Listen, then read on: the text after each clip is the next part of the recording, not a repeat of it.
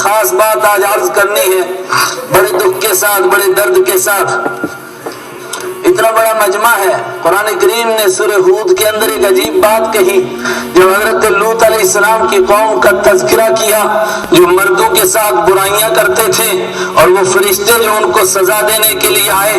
تو لوگ انہیں کے اوپر ٹوٹ پڑے۔ قرآن کریم نے کہا الیس منکم رجل رشید، کیا ان کے بیچ میں کوئی سمجھدار انسان نہیں تھا؟ کیا کوئی ایسا انسان نہیں تھا جو ان کو سمجھا سکتا کہ یہ تباہی کا راستہ ہے، یہ بربادی کا راستہ ہے؟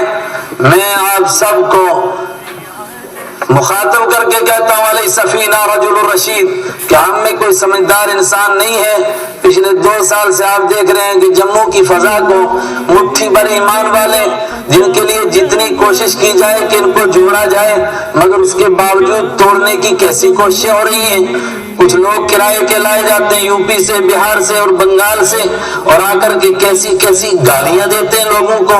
اور کچھ نہیں احساس ہوتا۔ جو لوگ ان کو بلاتے ہیں، کوئی ایک سمجھدار انسان ہوتا، وہ کہتا کہ بھائی کانٹے تو پہلے ہی کافی بچھے ہوئے ہیں، اب تو پھولوں کی ضرورت تھی، تم پھر کانٹے بونے کے لیے آئے، کہاں سے آئے، کیوں آئے، کیا تمہارا مقصد ہے؟ اور کس طرح کی بے شرم قسم کی باتیں، غلیظ گندی گالیاں جو بازاری لوگ بھی نہیں دے سکتے، وہ گالیاں دیتے ہیں، مگر کوئی ان کو نہیں پوچھتا ہے، نہ انتظامیہ پوچھتی ہے اور نہ کوئی رجل رشید اٹھتا ہے جو انہی سے پوچھے جو ان کو بلاتے ہیں، ان کی ٹھوڑی میں ہاتھ دے، او اللہ کے بندو، اللہ کے بندو رحم کرو اللہ کی مخلوق پر، اس زمین پر کیوں کانٹے بچھاتے ہیں؟ اور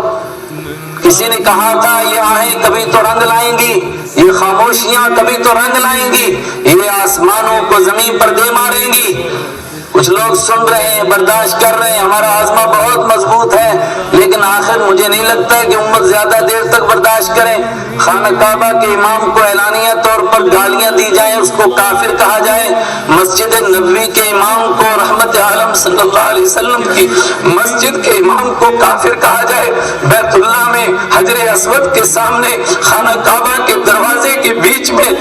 ملتزم کے سامنے کھڑے ہو کر جو امام امامت کراتا ہے کہتے وہ بھی کافر، اور جو اس کے پیچھے نماز پڑھتے ہیں وہ سارے کافر۔ تو ان سے پوچھو بھائی پھر مسلمان کون بچ گئے؟ سارے عرب والے تو ان کے پیچھے نماز پڑھتے ہیں، تو جواب ملتا ہے کہ چند ہری پگڑیوں والے دنیا میں مسلمان بچ گئے ہیں، اب پوری دنیا کافر ہو گئی ہے، کوئی مسلمان باقی نہیں بچا ہے دنیا کے اندر۔ مجھے ان سے نہیں گلا، مجھے ان سے نہیں شکوا، مجھے شکوا ان سے ہے کہ جو ان کو بلاتے ہیں کوئی ایک سمجھدار بھی انسان نہیں جو کہے کہ یار کبھی ایک مرتبہ ایسے بندے کو بھی بلا لو کہ جو گالیاں نہ دیتا ہو۔ کبھی یہاں نیچے گالیاں دیتے، بٹھنی موڑ پر کل ہمارے یہاں گالیاں دے رہے تھے، اور 4 بندے سامنے بیٹھے ہوئے سب جو وہاں گئے موجود ہیں، گواہ ہیں، ان 4 بندوں کو سنانے کے لیے کتنے سپیکر کی ضرورت تھی، لیکن لوگوں کے مکانوں پر، چھتوں پر اتنے زور زور سے چلا سپیکر لگائے ہوئے تاکہ ہر جگہ یہ گالیاں جائیں، اور قیامت تک یہ خدا کی زمین گواہ بن جائے کہ ہم نے انسانوں کو،